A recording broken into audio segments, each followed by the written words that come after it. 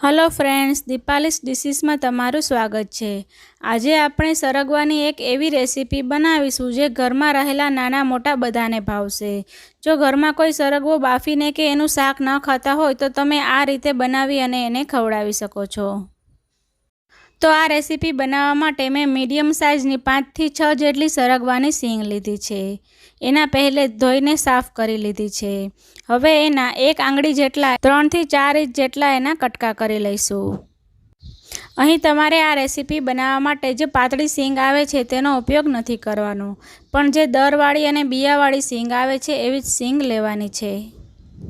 જો સિંગનો ઉપર અને નીચેનો ભાગ ખરાબ હોય તો તે દૂર કરી દેવો। તો અહીં 2 લોકો માટે સર્વ થાય એટલી હું રેસીપી બનાવી રહી છું।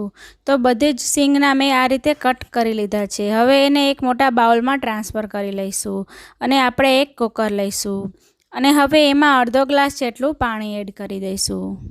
આપણે આ સરગવાને બાફવાનો છે, તો એના માટે ડાયરેક્ટ પાણીમાં ન બાફતા આ રીતે બાઉલમાં એડ કરી અને બાફીશું, એટલે કે એને વરાળથી બોઇલ કરીશું, એટલે સરગવામાં પાણી ના ચડી જાય।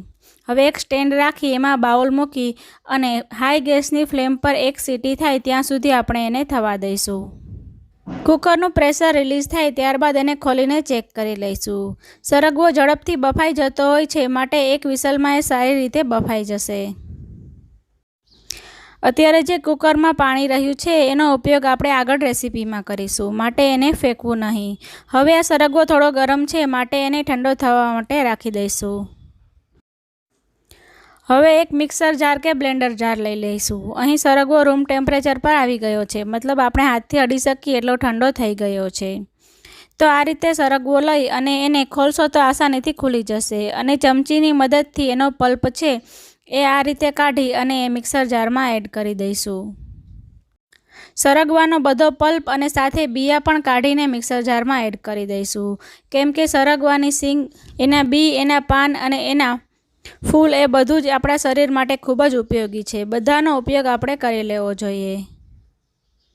સરગવાની સિંગનો પાવડર અને સરગવાના પાનનો પાવડર બનાવવાની રીત મેં મારી ચેનલમાં અપલોડ કરેલી જ છે। તમે આ સિંગને પહેલાં કટ લગાવી અને ત્યારબાદ પણ બોઇલ કરી શકો છો, પણ જો તમે કટ ના લગાવ્યા હોય તો પણ એ આસાનીથી ખુલી જશે અને બધો જ પલ્પ સારી રીતે નીકળી જશે।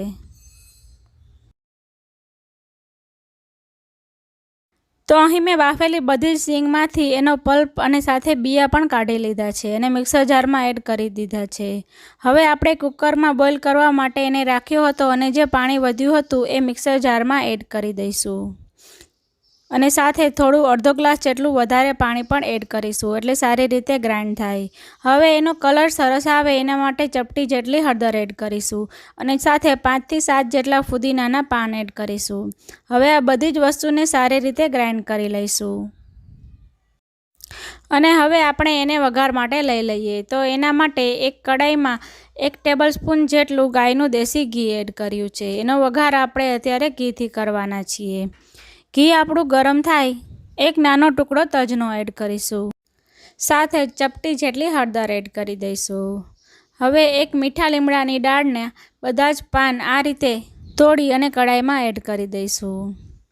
હવે આપણે એક ગરણી લઈ લઈશું અને એમાં જે આપણે પલ્પનો, હળદર અને ફુદીનાનો જે પેસ્ટ બનાવીને રાખી છે એ એડ કરી દઈશું અને હવે ચમચાની મદદથી આ રીતે ચલાવી અને બધું જ ગાળી લઈશું, એટલે જે બીનો કોઈ ભાગ આખો રહી ગયો હોય તો તે અલગ નીકળી જાય। તમારે જો આ ગાળવાની પ્રોસેસ ના કરવી હોય તો ડાયરેક્ટ પણ એને કડાઈમાં એડ કરી શકો છો, પણ જો નાના બાળકો માટે બનાવતા હોય તો એ ગાળીનો ઉપયોગ કરવો। હવે ગેસની ફ્લેમ સ્લો ટુ મીડિયમ રાખી અને આ રીતે ચલાવી અને એને ઉકાળી લેવાનું છે। મિક્સર જારમાં થોડું વધારે પાણી લઈ અને એને કડાઈમાં એડ કરી દઈશું। આપણે એની કન્સિસ્ટન્સી થોડી પાતળી રાખવાની છે, કેમ કે જેમ જેમ કૂક થશે એમ થોડું ઘટ થઈ જશે। હવે એમાં સ્વાદ પ્રમાણે નમક એડ કરી દઈશું। આપણે એને બોઇલ કરતી વખતે નમક એડ નથી કરેલું, જો તમે નમક એડ કર્યું હોય તો અત્યારે ઓછું નમક એડ કરો। હવે મેં અહીં એક પ્લેટમાં આખું જીરું, અજમો, લવિંગ અને મરી લીધા છે. આપણો સરગવો ઉકળે છે ત્યાં સુધીમાં આપણે એને પાવડર બનાવી લઈએ અને એ પાવડરને આપણે કઢાઈમાં એડ કરી દઈશું. તો સરગવામાં પણ સરસ બોઇલ આવી ગયો છે. હવે એમાં 1 ચમચી જેટલો ગોળ એડ કરી દઈશું. અહીં આપણે સરગવાને હેલ્ધી રાખવા માટે ખાંડને બદલે ગોળનો ઉપયોગ કરીશું. હવે ગેસની ફ્લેમ મીડિયમ કરી અને ચલાવતા જઈ એને 2 થી 3 મિનિટ માટે ઉકાળી લઈશું.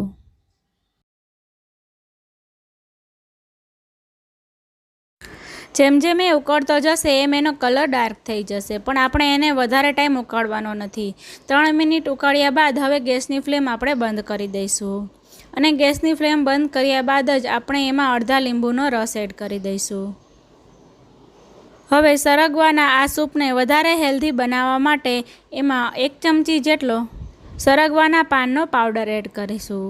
આ પાવડર તમને બજારમાં આસાનીથી મળી જશે અને સાથે તમે ઘરે પણ બનાવી શકો છો. આ પાન આ સૂપમાં એડ કરવા ઓપ્શનલ છે, પણ જો તમે એ એડ કરશો તો એ તમને વધારે ફાયદો કરશે. હવે એમાં લીલી સમારેલી કોથમીર એડ કરી દઈશું અને બધી વસ્તુને મિક્સ કરી દઈશું. આપણે ગેસની ફ્લેમ બંધ કરી દીધી છે, તો હવે એને ગરમ ગરમ સર્વ કરી લઈશું. આયુર્વેદમાં કહેવામાં આવ્યું છે કે સરગવો ખાવાથી લગભગ 200 જેટલા રોગો મટે છે. તો ફ્રેન્ડ્સ, તમને આ મારા સરગવાના સૂપની રેસીપીનો વિડીયો ગમ્યો હોય તો વિડીયોને લાઇક કરો, શેર કરો અને મારી ચેનલને સબસ્ક્રાઈબ કરો. મળીએ એક આવી જ નવી હેલ્ધી રેસીપી સાથે. ત્યાં સુધી ઇટ હેલ્ધી, કુક હેલ્ધી. અત્યારે સરગવાની સિઝનમાં એકવાર આ રેસીપી બનાવી અને જરૂરથી ટ્રાય કરજો.